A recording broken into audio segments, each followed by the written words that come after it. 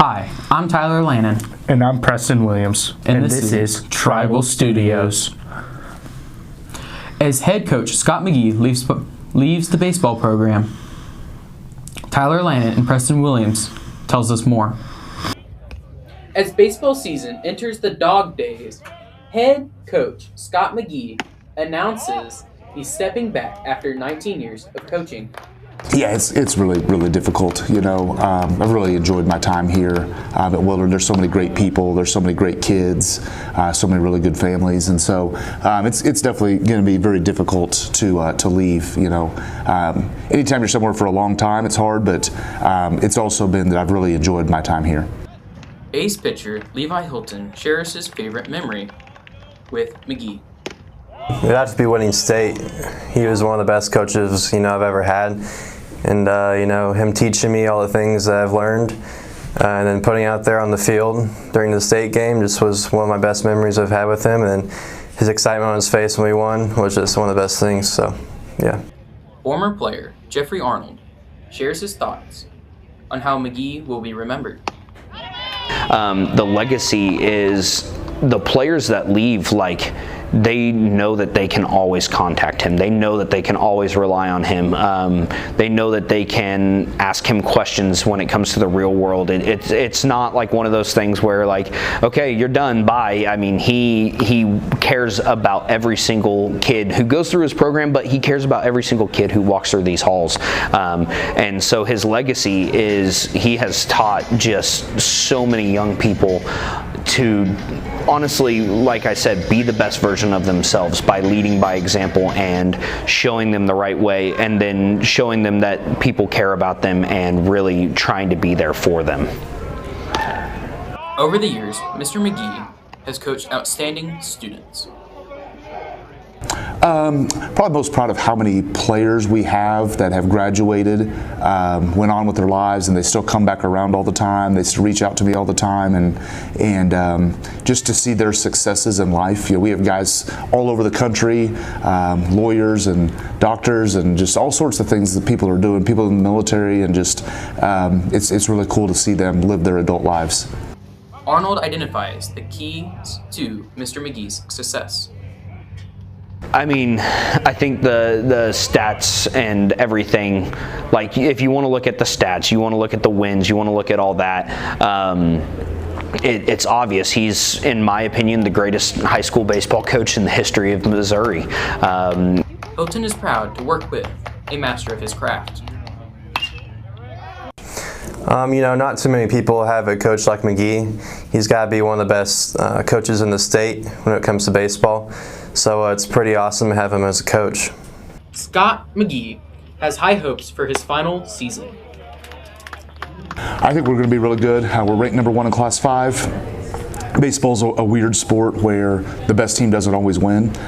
So I feel like we have a 15 to 20% chance to win a state title, and we're going to keep striving for that, and hopefully we can pull that out. McGee has high hopes for his final season. This is Tribal Studios striking out.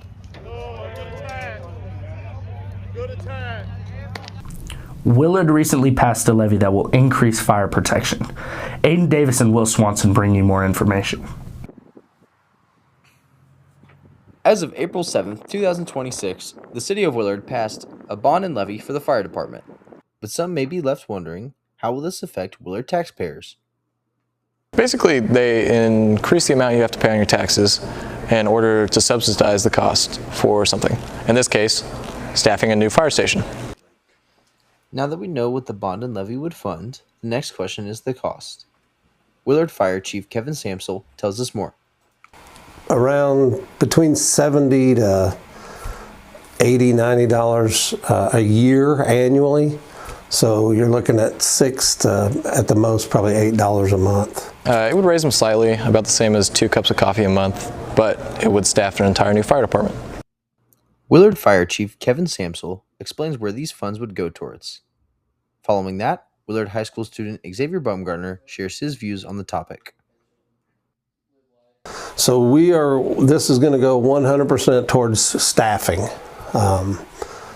We currently have 3 stations, but only 2 of them are staffed. So 100% of this money would be going to putting additional personnel on the department and staffing that third station. I would vote for it because I can afford to vote for it. It's not going to cost that much more, and also it helps make our communities a little safer by having more firefighters in the area. With this bond and levy passed, the Willard Fire Department can look forward to better funding and a growth in firefighters. If you want faster response times to your house, if someone's in danger and you want firefighters to show up as quickly as possible, you should vote yes on this because there will be more in your area. It's just a, we use this statement, the tax increase is about safety, readiness, and planning for growth, not expansion for its own sake. Like I said, we have a fire station that's got full of equipment, it's got living quarters, it's got everything that our firemen require, except we can't pay for the people to go in that station. The votes have been counted and the decision is final. For local firefighters, help is officially on the way. This has been Aiden Davis and Will Swanson with Tribal Studios. As boys tennis continues on, Emma Snyder and Aiden Helms talks to players about the season.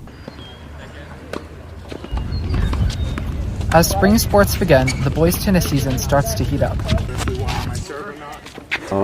Inspired to coach. Both my parents were educators, and being able to stay around kids and around the game of whatever it might be, football, basketball, baseball, tennis. It's just a real joy to get to be around the game and still compete. So what first inspired me to play tennis is like both my brothers, they both play tennis as well, and I just kind of found it as like a fun sport. You just go around, hit with some friends, and then what inspires me is because I just want to have a fun time with some of my friends, and just play some tennis. That's really all to it. Upperclassmen on the team help new players adjust to the environment. We let them know that it's like a laid-back sport and that there's no pressure to win every time. You really just want to be there to have fun and just have a good time. We should win districts this year. We're a pretty good team and we have overall good team chemistry. And for individual, I would like to win districts as well. I haven't looked into the other players though. Goals for the season are always to be as successful as possible, both individual and as a team. Tennis is a little bit more of an individualized sport, similar to maybe a golf or a track, to where you can advance to state both as an individual and as a team. So those two components are what we strive for. At the beginning of every season is to try and push our kids to be the best they can, both individually and collectively, and advance as far as possible. This is Aiden Helms and Emma Snyder, and this is Tribal Studios. Chance Vilsaint and Braden Price bring you an inside look on the foods classes at WHS.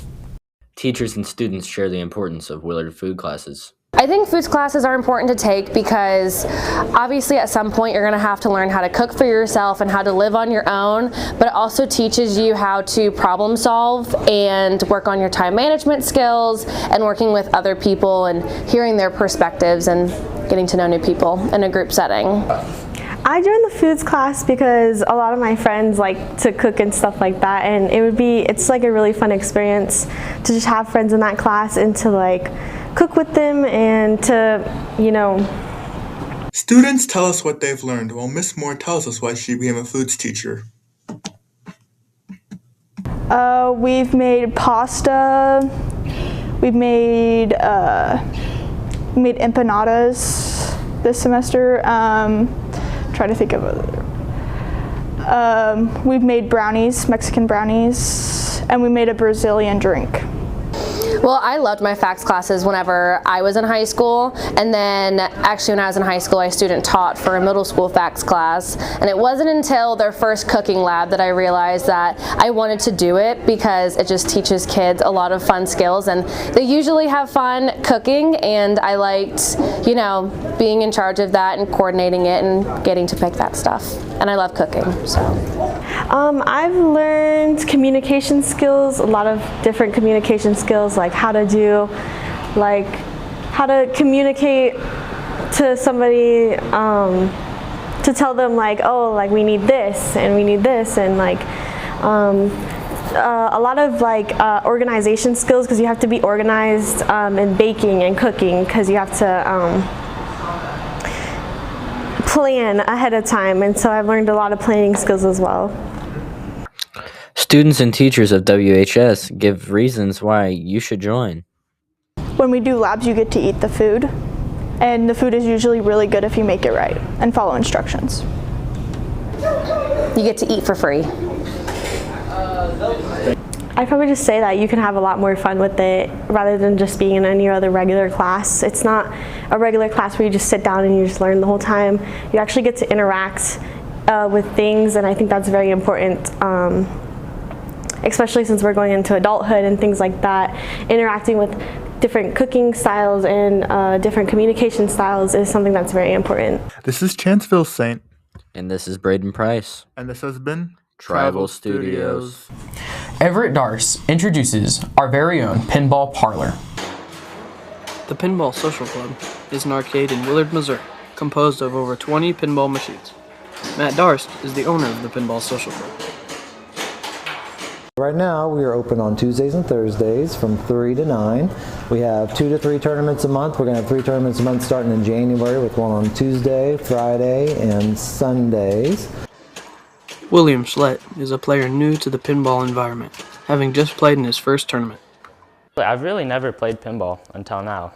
You know, coming here for the first time, it was just really fun, and, you know, being with my friends, and I just really like playing the game, and too, it's like a learning experience, you know. I really enjoy like the thrill of it, and I have to be on my toes, because really I kind of learned that like you can't just like play pinball just like standing there like a robot. Like you have to move and you have to like be on your feet. Oh, we just do it because we love the community.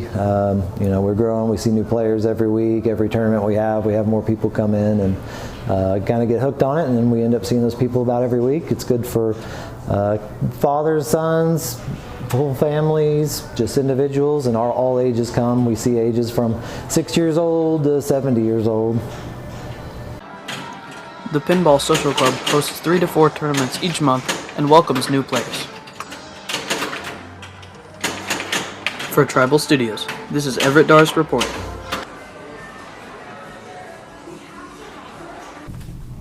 This has been Preston Williams and Tyler Lannon from Tribal Studios.